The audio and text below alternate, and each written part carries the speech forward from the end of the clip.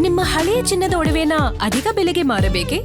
ಆಟಿಕಾಗೆ ಕಾಲ್ ಮಾಡಿ 8880 Attica gold company. ಮಹಾರಾಷ್ಟ್ರದಲ್ಲಿ ಆಗ್ತಾ ಇರುವಂತಹ ಮಹಾಮಳೆಯ ಎಫೆಕ್ಟ್ ಇಂದ ಕರ್ನಾಟಕ ಗಡಿಯಲ್ಲೂ ಕೂಡ ಆತಂಕ ಹೆಚ್ಚಾಗ್ಬಿಟ್ಟಿದೆ. ಕರ್ನಾಟಕಕ್ಕೆ ಹೊಂದಿಕೊಂಡಿರುವ ಅಂಬೋಲಿ ಫಾಲ್ಸ್ ಬಳಿ ಗುಡ್ಡ ಕುಸಿತ ಆಗಿದೆ. ಅವಾಂತರಗಳ ಸರಮಾಲೆಯ ಸೃಷ್ಟಿಯಾಗ್ಬಿಟ್ಟಿದೆ.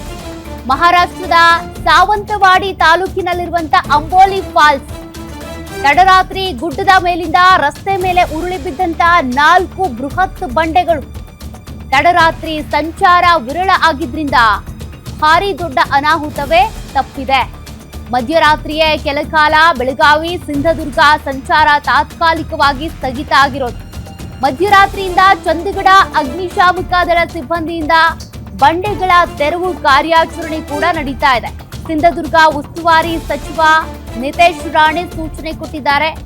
ಆ ಸೂಚನೆ ಮೇರೆಗೆ ಬಂಡೆಗಳ ತೆರವು ಕಾರ್ಯ ನಡೀತಾ ಇದೆ. ಒಂದು ಮಾರ್ಗದಲ್ಲಿ ಸಂಚಾರಕ್ಕೆ ಅವಕಾಶ ಮಾಡಿಕೊಟ್ಟಿರುವಂತಹ ಮಹಾರಾಷ್ಟ್ರ ಪೊಲೀಸರು ವೀಕೆಂಡ್ ವೇಳೆ ಅಂಬೋಲಿ ಫಾಲ್ಸ್ ನೋಡೋದಕ್ಕೆ ಬರುವ 3 ರಾಜ್ಯಗಳ ಪ್ರವಾಸಿಗರು, ಕರ್ನಾಟಕ, ಮಹಾರಾಷ್ಟ್ರ, ಗೋವಾದಿಂದ ಕೂಡ ಪ್ರವಾಸಿಗರು ಬರ್ತಾರೆ.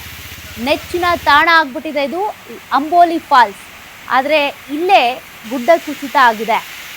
ಸದ್ಯ 3 ಬಂಡೆಗಳು ಉರುಳಿ ಬಿದ್ದಿರೋದ್ರಿಂದ ಆ ಬಂಡೆಗಳ ತೆರವು ಕಾರ್ಯಾಚರಣೆಯಲ್ಲಿ ಬ್ಯುಸಿ ಆಗಿದ್ದಾರೆ ಅಗ್ನಿಶಾಮಕ ದಳ ಸಿಬ್ಬಂದಿ.